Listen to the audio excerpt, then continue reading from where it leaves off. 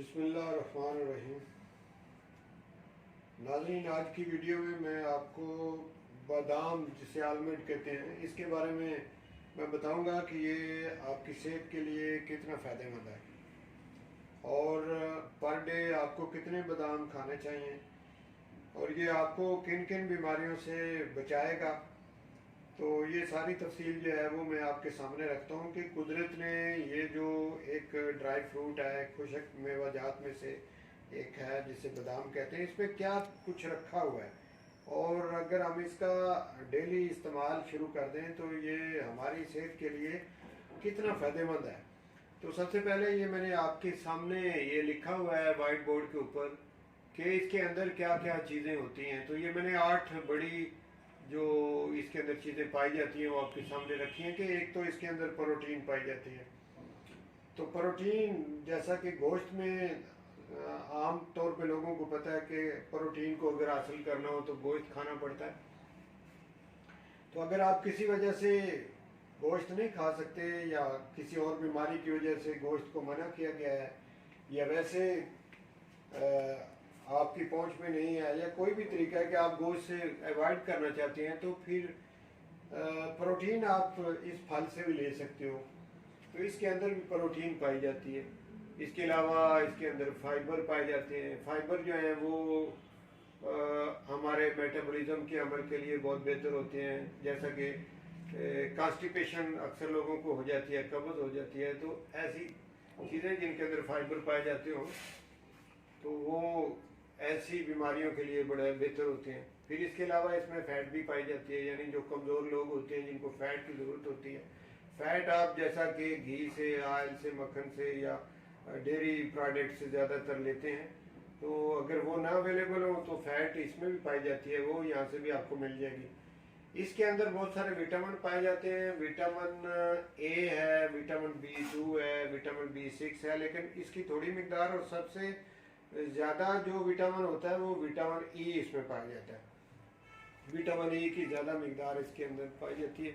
इसके अलावा मैग्नीशियम होता है इसमें, इसके अलावा इसमें कॉपर होता है, फिर कैल्शियम होता है और फिर फास्फोरस होता है। तो ये 8 जो बड़े बड़े इंग्रेडिएंट्स हैं जो बादाम के अंदर मिलती हैं, ये 8 चीज़ें, वो मैंने आपके सामने ये लिख भी दी हैं वाइट बोर्ड के ऊपर। अब आते हैं कि ये जो आलमंड या बादाम है, ये अगर हम रोज़ाना का इसका इस्तेमाल करें तो कितने बादाम रोज़ाना खाने चाहिए, एक बात तो ये। और दूसरा ये कि हमारे सेहत के लिए ये कितना फ़ायदेमंद है, कौन कौन सी बीमारियों से हमें ये बचा के रखेगा। तो जो सवाल लोग पूछते हैं कि कितने बादाम रोज़ाना खाने चाहिए, तो उसमें तो मैंने ऊपर लिखा भी है 6 से 8 बादाम आप डेली इस्तेमाल करें तो अच्छा है। क्योंकि अगर आप इसकी ज़्यादा मिकदार इस्तेमाल करेंगे तो जैसा कि इसके अंदर फैट्स भी पाई जाती है, आपका वज़न बढ़ना शुरू हो जाएगा या और कुछ इसके साइड इफ़ेक्ट भी होना शुरू हो जाएंगे। तो लिहाजा मुनासिब मिकदार इसकी यही है कि 6 से 8 बादाम आप डेली खा लें।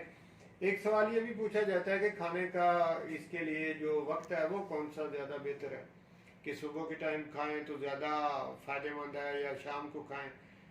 तो आमतौर पे इसे आप नाश्ते में लें तो ज़्यादा बेहतर है आपके लिए। खाली पेट आप सुबह आप दूध के साथ खा लें यानी सुबह जो नाश्ता जो आपने करना उस नाश्ते में आप इसके खाने का एक ये भी तरीका है कि आप रात को भिगो दें और सुबह उनका छिलका उतार के 6 से 8 बादाम जो हैं वो दूध के 1 कप के साथ आप खा लें।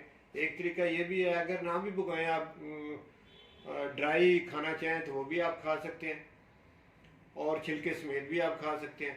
यानी जिस भी तरीके से आप लें ये आपके लिए फ़ायदेमंद साबित होंगे।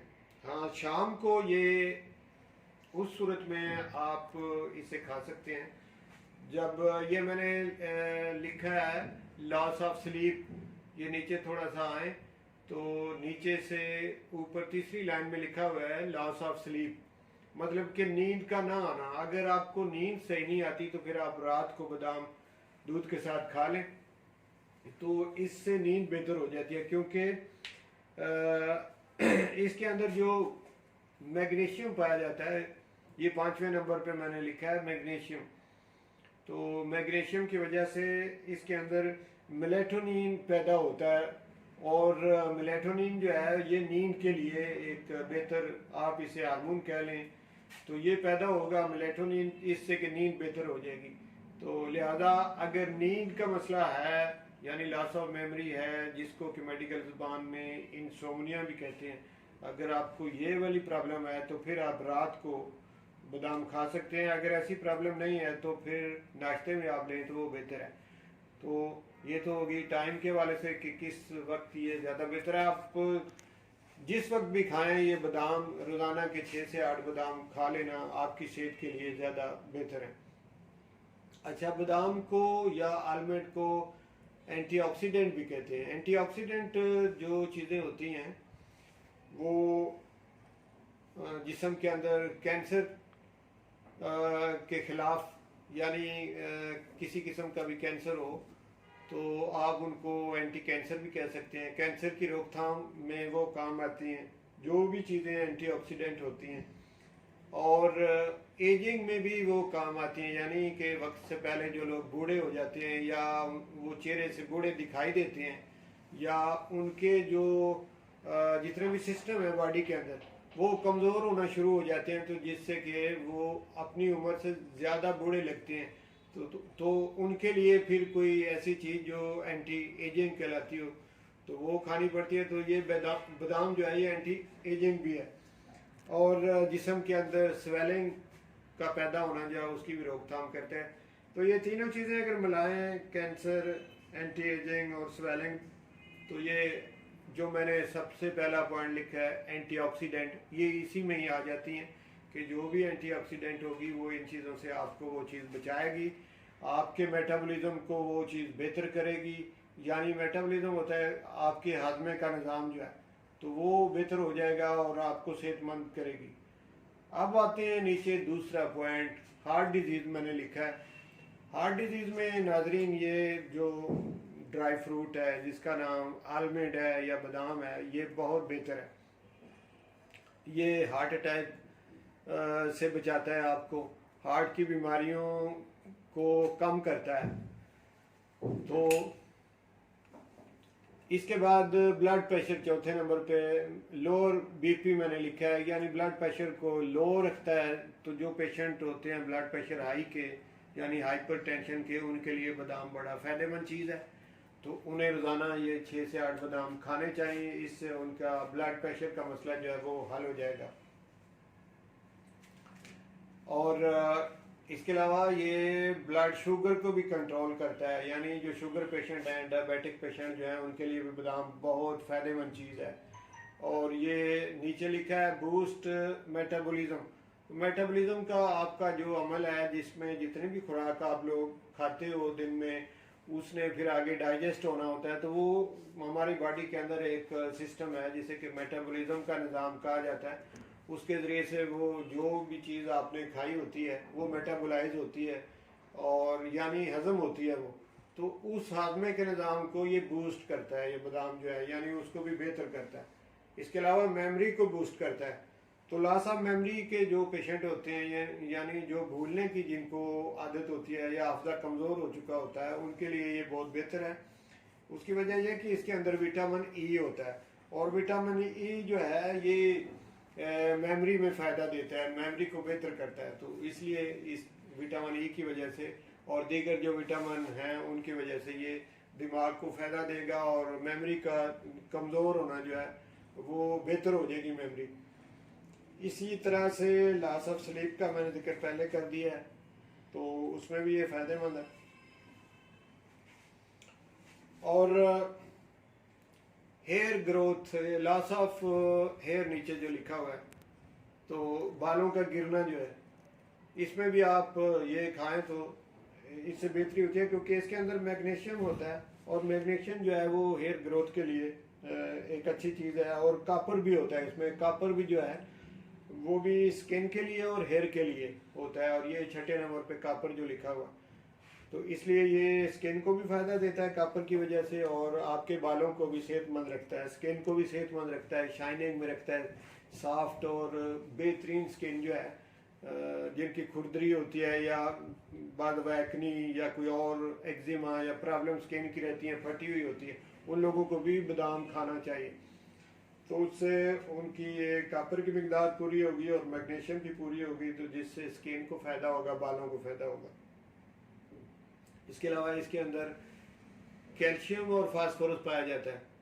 तो ये मैंने उधर तो नहीं लिखा, लेकिन ये मैं आपको बता दूं, कैल्शियम और फास्फोरस की वजह से ये हड्डियों के लिए बेहतरीन चीज़ है, क्योंकि कैल्शियम और फास्फोरस हड्डियों के अंदर पाया जाता है। तो हड्डियों की मजबूती के लिए, यानी फ्रैक्चर से बचने के लिए, अगर हड्डियाँ मजबूत होंगी जिनके अंदर कैल्शियम और फास्फोरस की मिकदार काफ़ी होगी।